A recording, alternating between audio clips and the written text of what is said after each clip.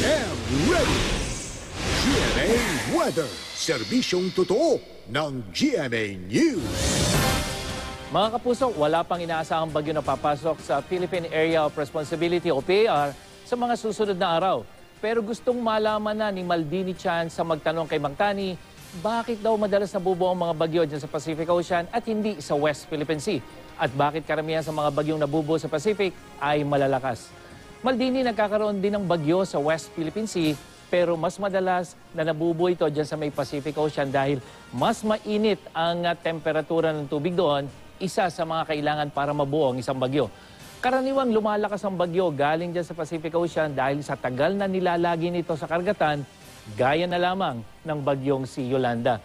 Sa ngayon, hanging habagat pa rin ang umiiral sa extreme northern Luzon, kung saan mahihinang ulan ang maranasan bukas, base naman yan sa datos ng The Weather Company, at ganyang panahon din ang inaasahan dyan sa Palawan at sa Visayas at sa Mindanao. Asahan ang katamtamang ulan lalong-lalo na sa northern section at kanina nga ayon sa Climatex, nagkaroon mga pag-ulan dyan sa Bukidnon.